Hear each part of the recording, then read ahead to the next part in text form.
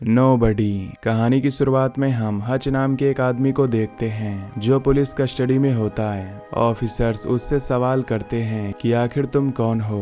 तभी scene blackout होता है और हमें हच को दिखाया जाता है जहां उसकी लाइफ काफी बोरिंग होती है, जैसे रोज रोज अपने काम पर जाना और उसकी वाइफ से भी झगड़ा हो जाना। यही सेम रूटीन उसकी लाइफ में चल रहा था। फिर एक रात जब वो अपने बेडरूम में सो रहा था तो उसे कुछ आवाज आती है जैसे कोई उसके घर में घुस गया हो। इसीलिए वो घर की तलाशी लेने लगता है जहां वो अपने दोनों बच्चों को भी देखता है जो कि सो रहे थे, लेकिन उसका छोटा बेटा भी इन आवाजों की वजह से जाग गया था। अब हच नीचे जाता है तो वहां पर दो चोरों को देखता है जो कि घर में घूम रहे थे। हच पुलिस को कॉल करने के लिए जैसे फोन उठाता है, थीफ गर्ल उसके पास आ जाती है और पैसे मांगती है। हच के पास जितने भी पैसे थे वो उसे दे देता है, पर वो लड़की उसकी घड़ी भी ले लेती है। इसी दौरान हच उस लड़की के हाथ पर एक टैटू देख लेता है। वो दोनों चोर वहां से पैसे लेकर भागने लगते हैं कि तभी हच का बेटा ब्रैडी उनके ऊपर हमला कर देता है। हच भी रॉड लेकर उस लड़की को मारने के लिए जाता है, लेकिन वो रुक जाता है और ब्रैडी को भी उन्हें छोड़ देने के लिए कहता है। इस बात से ब्रैडी बहुत ही गुस्सा हो जाता है कि उसके डैड कितने कायर हैं कि चोरों को भी नहीं मार पाए। नेक्स्ट सीन में पुलिस भी उस जगह आ जाती है क्योंकि चोरों ने बहुत सारे घरों को लूटा था। यहाँ ऑफिसर हच से पूछता है कि उसने चोर को क्यों नहीं मारा। खैर यहाँ हच की वाइफ बेका भी उससे काफी गुस्सा हो जाती है। अगले दिन हच का वही रूटीन शुरू हो जाता है। मॉर्निंग में ब्रेडी हच से कहता है कि मुझे सोल्जर का इंटरव्यू लेने के लिए कहा गया है, तो क्या मैं आपका इंटरव्यू ले सकता हूँ। हच हाँ कर देता है और कहता है कि मैं सोल्जर नहीं था बल्कि डिपार्टमेंट में ऑडिटर का काम किया करता था। यहाँ बेका और हच का रिलेशनशिप कुछ अच्छा नहीं चल रहा था। फिर हच अपने डिपार्टमेंट में चला जाता है जहां उसके पास बेका का भाई चार्ली आता है। वो उसे गन देकर कहता है कि मेरी बहन का ख्याल रखना।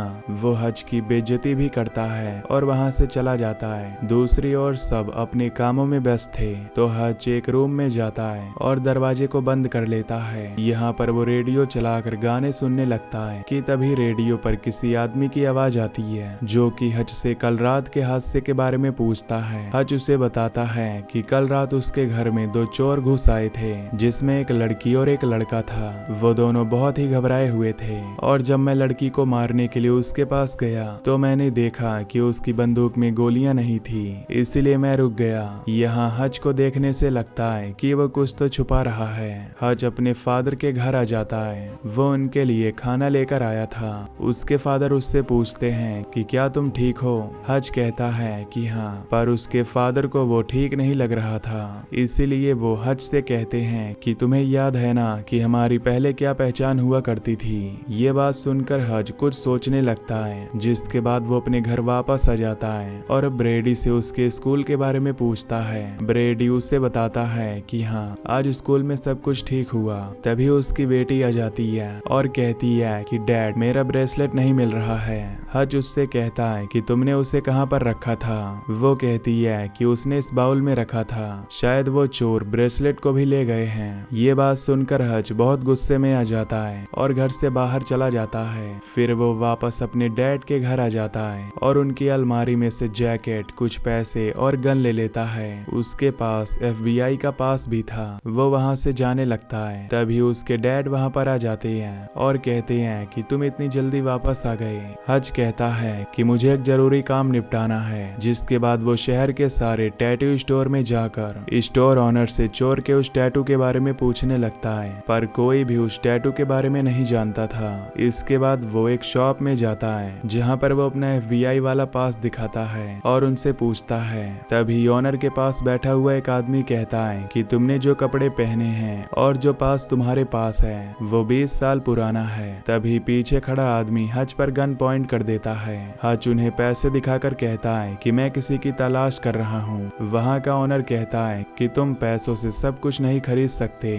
और तभी ऑनर के पास बैठा हुआ आदमी हच के हाथ में एक टैटू देख लेता है, जिसे देखकर वो शॉक रह जाता है और कहता है कि तुम्हारी सर्विस के लिए शुक्रिया, और वहाँ से भाग जाता है। शायद उसे कुछ तो पता है। वहीं अब हम उन चोरों को देखते हैं जिनका नाम लुइस और लोपिता था। ये अपने घर में बड़े प्यार से सो रहे थे। तभी वहाँ पर हच आ जाता है और लुइस को मारना शुरू कर देता है। लोपिता उसे रुकने को कहती है। वो उनसे बार बार उसी ब्रेसलेट के बारे में पूछ रहा था जो उसकी बेटी का था, पर लुइस को इस बारे में कुछ नहीं पता था। तभी उनकी छोटी बच्ची रोने लगती है। उसकी आवाज सुनकर हच कमरे में चला जाता है। वो दोनों उससे भीख मांगते हैं कि प्लीज हमारी बच्ची को कुछ मत करना, और वो वहां से बाहर आकर दीवार पर अपना गुस्सा उतारने लगता है। उसके हाथ पूरी तरह से जख्मी हो गए थे। जिसके बाद वो बस से वापस अपने घर जा रहा था। तभी कुछ गैंगस्टर्स बस के आगे आ जाते हैं और उसके अंदर घुस जाते हैं। यहाँ पर आकर वो लोगों को परेशान करने लगते हैं, जिस कारण सारे लोग बस से उतर जाते हैं। पर एक लड़की वहाँ पर फंस जाती है। यहाँ पर हच भी बैठा हुआ था। गुंडे उस लड़की को परेशान करने लगते हैं। ये देखकर हच बस ड्राइवर को बस से नीचे उतार देता है और अंदर आकर उन गुंडों की बुरी तरह से पिटाई कर देता है। वो उनमें से एक लड़के के गर्दन पर बुरी तरह से वार करता है और उसके गले में कांच घुसाकर बाहर आ जाता है और बस ड्राइवर से माफी मांगता है क्योंकि उसने उसकी बस का बहुत बुरा हाल कर दिया। इसके बाद वो इसी जख्मी हालत में घर वापस आ जाता है। बेका अभी भी सोई नहीं थी। जब वो हज की हालत देखती है तो वह शौक रह जाती है।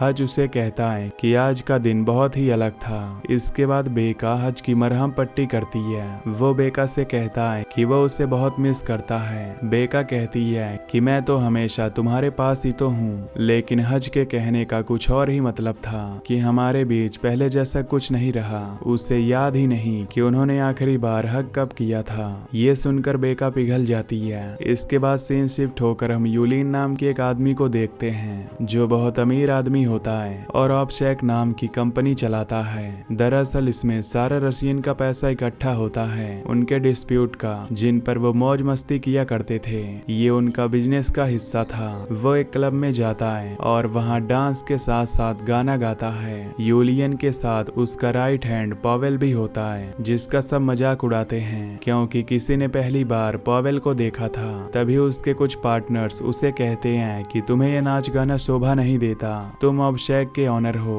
ये सुन यूलिन को गुस्सा आ जाता है और वो एक आदमी को पकड़कर उसे बुरी तरह से मारता है। फिर वो वापस आकर अपने पार्टनर से कहता है कि तुम्हें अभी भी लगता है कि मैं कमजोर पड़ गया हूँ, जिस पर उसके पार्टनर्स जवाब देते हैं कि उस आदमी का इस कंपनी में हिस्सा था और तुमने उसे मार दिया। यूलिन को ये जानकर बहुत अफसोस होता है। जिसके अगले सीन में यूलिन को पता चलता है कि उसके छोटे भाई को किसी ने बुरी तरह मारा है और वो हॉस्पिटल में है। ये जानकर वो हॉस्पिटल जाता है और यहाँ हम देखते हैं कि जो लड़का बस में उस लड़की को छेड़ रहा था जिसकी जान हच ने बचाई थी, वो लड़का कोई और नहीं बल्कि यूलिन का छोटा भाई टेडी था। यूलिन को उसकी ऐसी हालत देखकर बहुत गुस्सा आता है। वो अपने सारे एम्प्लॉयज को ऑर्डर देता है कि उस आदमी को मेरी आंखों के सामने ढूंढ कर लाओ। जिसके बाद वो अपने भाई के फ्रेंड्स के पास जाता है जिनकी हालत भी बहुत खराब थी। वो उनमें से एक लड़के को पीटने लगता है क्योंकि उसने कहा था कि हम सबको मारने वाला सिर्फ एक आदमी था। इस बात से यूलिन गुस्सा हो जाता है। तभी उनमें से एक लड़का हज का कार्ड दिखाता है और कहता है कि यही वो आदमी है। यूलिन उस कार्ड की मदद से हज को ढूंढ लेता है। वहीं दूसरी ओर हम हज को देखते हैं जो बहुत ही खुश लग रहा था। ब्रैडी भी उससे पूछता है कि आप कुछ अलग दिख रहे हैं, पर आपकी हालत कैसे हो गई। हज उससे कहता है कि तुम मेरे हालत मत देखो। जिन लोगों की मैंने इतनी बुरी हालत की है उन्हें अगर तुम देखते तो तुम्हें मजा आता।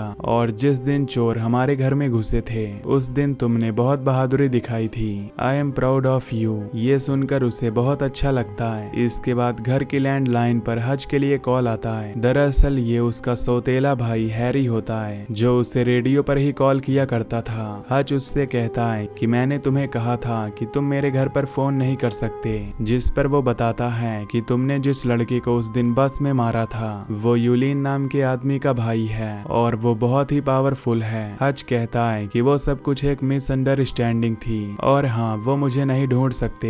हैरी उसे एक गैंगस्टर से मिलने का कहता है, जिसके बाद वो अपनी फैमिली से कहता है कि क्यों ना आज वो सबके लिए लजाया बनाए। वो सब बहुत ही खुश होते हैं। अब हज अपने काम पर रोज की तरह जाता है। घर पर वापस आते हुए वो एक सैलून में जाता है जहाँ पर उसे वो गैंगस्टर मिलता है। दरअसल वो यूलिन की सारी इंफॉर्मेशन जानना चाहता था। वो गैंगस्टर भी यूलिन की फाइल लाया हुआ था। हज कहता है कि क्या वो बहुत बुरा इंसान है, जिस पर वो बताता है कि हाँ वो किसी को भी नहीं छोड़ता, चाहे वो उसके घर का ही क्यों ना हो। हज उसकी हॉबी पूछता है तो गैंगस्टर बताता है कि उसे एंटीक्स रखना बहुत पसंद है। इसके बाद हमें यूलिन को दिखाया जाता है जो अपने एक हैकर से कहता है कि तुम जल्द से जल्द उस आदमी की तलाश करो, और उस कार्ड की मदद से हैकर हज के डैड का पता लगा लेता है। हैकर जो कि एक लड़की होती है, जब हज के बारे में सारी जानकारी निकालती है तो वो ये सब देखकर काफी डर जाती है और जॉब छोड़कर वहां से चली जाती है। यूलिन ये सब कुछ देखता है तो वो अपने मॉबस्टर्स को कॉल करता है और कहता है कि मुझे ये आदमी जिंदा चाहिए। अगले सीन में हज के घर का सीन दिखाया जाता है जहां वो सबके लिए लजाया बनाता है। सब बहुत खुश होते हैं। तभी वो कहता है कि तुम सबको इटली जाना था, तो इस बार हम समर वेकेशन के लिए वहीं जाएंगे। तो बेका बच्चों को बताने लगती है कि तुम्हारे फादर और मैं भी इटली में ही मिले थे। तभी हज घर के बाहर देखता है कि कुछ आदमी कार लेकर उसके घर के पास आ रहे हैं और ये यूलिन के आदमी थे। उसे शक हो जाता है, इसीलिए वो अपने बच्चों और अपनी वाइफ को बेसमेंट में जाने के लिए कहता है और बेका को किस करता है और कहता है कि पुलिस को कॉल मत करना। वो बेसमेंट को लॉक करके वहां से चला जाता है। अब जल्द ही वो सब गुंडे हज के घर में घुस जाते हैं। हज एक एक करके उन सबको मार डालता है, लेकिन यूलिन के आदमी मौका देखकर हज को बेहोश कर देते हैं और अपनी कार की डिग्गी में डाल कर ले जाने लगते हैं। थोड़ी देर बाद हज की आंख खुलती है तो वो डिग्गी से बाहर निकलने की कोशिश करता है, पर कार की स्पीड बहुत ज्यादा होती है, इसीलिए वो वहां से फायर एक्सटिंग्विशर उठाता है, जिससे ड्राइवर को कुछ भी नहीं दिखता और कार क्रैश हो जाती है। एक्सीडेंट में तीनों लोग बहुत जख्मी हो जाते हैं। तब पॉवेल हज से पूछता है कि तुम आखिर कौन हो, जिस पर हज कहता है कि मैं नोबडी हूँ और FBI एजेंसी में एक ऑडिटर का काम करता हूँ, जिससे कोई भी पंगा नहीं लेना चाहता। ये सुनकर पॉवेल वहीं मारा जाता है। अब हज सीधा अपने घर जाने लगता है। रास्ते में वो अपने फादर को कॉल करता है और कहता है कि मैं जो काम कर रहा था वो बिगड़ गया है, तो प्लीज अपना ख्याल रखना। फिर वो जल्दी से अपने घर वापस जाता है, जहाँ पहुंचकर वो सबसे पहले उन डेड बॉडीज को उठाता है, लेकिन सफाई करते हुए वो पूरी तरह से खून से लथपथ हो जाता है। इसीलिए वो अपने कपड़े चेंज करता है और बेसमेंट को ओपन करता है। जब उसकी फैमिली बेसमेंट से बाहर आती है तो बाहर का नजारा देखकर वो सब डर जाते हैं। हज अपनी वाइफ बेका से कहता है कि तुम बच्चों को लेकर कहीं और चली जाओ। बेका उससे पूछती है कि आखिर यहाँ पर क्या हुआ है, पर हज उसे कोई जवाब नहीं देता और कहता है कि मैं तुम्हें बहुत प्यार करता हूँ। बेका उसके पास आती है और कहती है कि ये आखिरी बार है, जब सब कुछ पूरा हो जाएगा तो मैं तुमसे आराम से बैठकर बात करूंगी, और वो बच्चों को लेकर यहाँ से चली जाती है। वहीं अब घर पर हज यूलिन के गुंडों से बातें कर रहा था। वो उन्हें अपनी एक पुरानी कहानी बताता है कि जब मैं एजेंसी में काम करता था तो मेरा सामना एक एलन नाम के आदमी से हुआ था, जिसने रशियन मिलिट्री बेस का पैसा चुरा लिया था। मैं उस पर गन ताने खड़ा था, पर उस दिन मैंने उसके आंसू देखे। वैसे तो मैं बिना आंसू देखे ही लोगों को मार देता हूँ, और मुझे लगा कि उसे अब अपनी गलती का एहसास हो गया है, इसीलिए मैंने उसे छोड़ दिया। कुछ सालों बाद जब मैंने उसे दोबारा देखा तो वो सब गलत काम छोड़ चुका था और उसकी एक प्यारी सी फैमिली थी। मैं भी इसी राह पर चला गया। उस दिन के बाद से ही मैंने ये काम छोड़ दिया और मैंने अपने बॉस को मना कर दिया था, लेकिन वो इस बात से खुश नहीं थे। खैर वो ये सब बता ही रहा होता है कि तभी वो नोटिस करता है कि वो गुंडे मर चुके हैं। अब उसे यहाँ पर मौजूद सबूत मिटाने थे, इसीलिए वो अपने पूरे घर को ही आग लगा देता है। ये आग देखकर आसपास के पड़ोसी भी बाहर आने लगते हैं। इस मौके का फायदा उठाकर हज अपने पड़ोसी की गाड़ी चुराकर वहां से भाग जाता है। वहीं दूसरी ओर नर्सिंग होम में यूलिन के गुंडे आ जाते हैं। वो हज के डैड को मारने के लिए आए थे, पर उसके डैड भी कम नहीं थे। वो उन दोनों को मार देते हैं। दूसरी ओर हज बेका के भाई चार्ली के पास जाता है और उसका अड्डा खरीदने के लिए कहता है। वो उसे बहुत सारा सोना देता है, पर चार्ली कहता है कि हमने ये जगह काफी मेहनत से बनाई है, तो हम इस जगह को तुम्हें नहीं दे सकते। पर बेका के डैड डील कर लेते हैं। अब हज को अपना एक अलग स्पेस मिल गया था। यहाँ पर वो बहुत सारे गैजेट्स बनाता है ताकि उन गुंडों से लड़ सके। तभी रेडियो पर उसका भाई हैरी उसे डांट रहा होता है कि उसने यूलियन से पंगा क्यों लिया और अब वो उसकी हेल्प नहीं करेगा।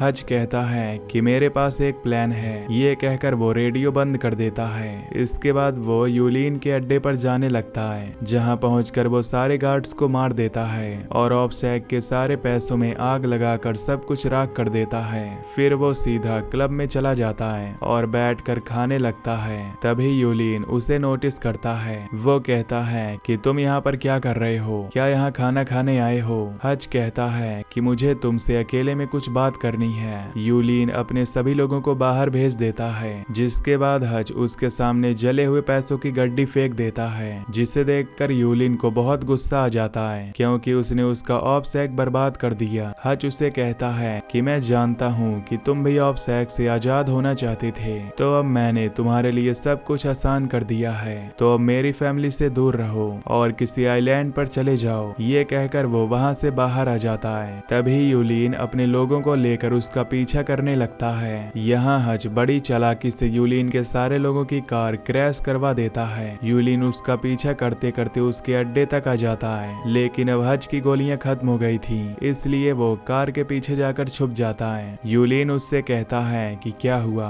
क्या तुम डर गए। तभी खिड़की से कोई उनके ऊपर गोली चलाने लगता है और ये उसका भाई हैरी होता है, जो उससे अक्सर रेडियो पर बात करता है। वो कहता है कि तुमने मेरी बात नहीं मानी, इस कारण मुझे बाहर आना पड़ा। यहाँ पर हज के डैड भी होते हैं, जो कि गुंडों पर गोली चला रहे थे। साथ ही वो हज को अपने साथ अंदर सही सलामत लेकर आ जाते हैं। इसके बाद यूलिन के लोग भी अब अंदर दाखिल हो जाते हैं। यहाँ पर हज, उसके डैड और हैरी यूलिन के लोगों पर भारी पड़ने लगते हैं। वो तीनों एक एक करके सबको मारने लगते हैं और अब बस यूलिन ही बचता है। अब आखिरी में उन तीनों की गोलियां खत्म हो जाती हैं, इसलिए वो कार के पीछे जाकर छुप जाते हैं। तभी हज को एक आइडिया आता है। वो एक कांच पर बॉम्ब फिट करने लगता है। यूलिन भी लगातार शूट कर रहा था। तभी हज उस कांच को अपनी शील्ड बनाते हुए उसके पास जाता है और वहां पर बॉम्ब ब्लास्ट कर देता है, जिससे यूलिन मारा जाता है। तभी वहां पर पुलिस आ जाती है। हज अपने डैड और हैरी को वहां से जाने के लिए कहता है। अब कहानी के फर्स्ट सीन में जो हमें सीन दिखाया गया था, जहां पर हज को कस्टडी में लिया गया था और दो पुलिस ऑफिसर्स उससे सवाल करते हैं कि तुम कौन हो, जिस पर वो कहता है कि नोबडी। ये सुनकर वो ऑफिसर्स हंसने लगते हैं। तभी ऑफिसर्स को किसी का कॉल आता है, शायद ये हज के लिए ही था, इसीलिए वो दोनों ऑफिसर्स हज को घूरने लगते हैं। सीन कट होकर सीधा कुछ महीने बाद शिफ्ट होता है, जहाँ पर हज और बेका अपने नए घर को देख रहे थे, यानी कि अब सब कुछ ठीक हो गया था। तभी वहाँ की जो टूर गाइड होती है, उस लड़की के फोन पर किसी का फोन आता है और ये हज के लिए होता है। जब हज उस कॉलर से बात करता है और उस गाइड लड़की से पूछता है कि क्या यहाँ पर कोई बेसमेंट है, यानी हज अब भी अपना काम जारी रखेगा। और इसी के साथ ही मूवी यहीं पर खत्म हो जाती है। तो दोस्तों, वीडियो को लाइक और चैनल को सब्सक्राइब कर दीजिए। Till then take care, love you, bye bye.